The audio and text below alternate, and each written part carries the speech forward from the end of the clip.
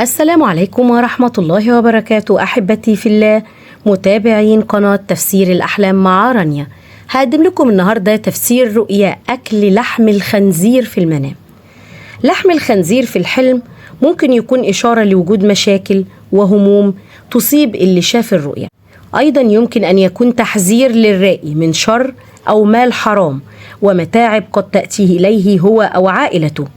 قال ابن سيرين أن لحم الخنزير في الحلم بيدل على عداوة قوية بين أصحاب أو ناس قريبة منك.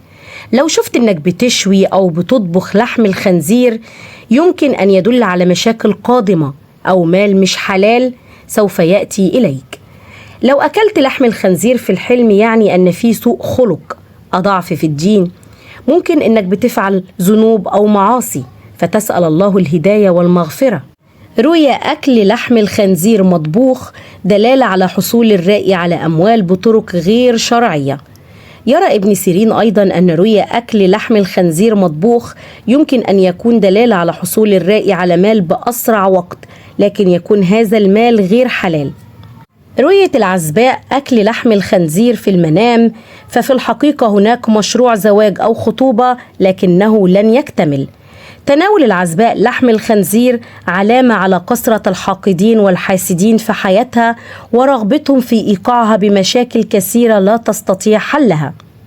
أما رفض الحالمة تناول لحم الخنزير دليل على أنها تمتلك في داخلها قوة وإرادة قوية وترفض الانصياع وراء المجتمع وما به من تقاليد. أما المتزوجة إذا شاهدت أنها تتناول لحم الخنزير في منامها علامة على أنها تعاني من أزمات في حياتها وكثرة المتاعب التي تسيطر عليها. أيضا إذا شاهدت أنها تتناول لحم الخنزير يرمز ذلك إلى كثرة الخلافات الموجودة بينها وبين زوجها وعدم وصولهم إلى حل. أما الحامل إذا شاهدت أنها تتناول لحم الخنزير دليل على أنها تمر ببعض التغيرات في حملها فيؤثر على مشاعرها بطريقة كبيرة، فتناول لحم الخنزير للحامل دلالة على أنها تحتاج إلى اهتمام زائد من المقربين لها وعليهم مساعدتها والوقوف بجانبها. وبالنسبة للرجل إذا شاهد أنه يأكل لحم الخنزير علامة على أنه في الواقع سيتعرض في عمله لمشكلة كبيرة سيجد صعوبة شديدة في حلها أو تجاوزها، فتناول لحم الخنزير يرمز إلى الإهمال اللي يعيش فيه الرائي وعدم تمكنه من اتخاذ أي قرار في حياته صائب. لحم الخنزير وأكله أيضا بيشير إلى أنه يعاني من متاعب وضغوطات نفسية ومادية لا يستطيع حلها.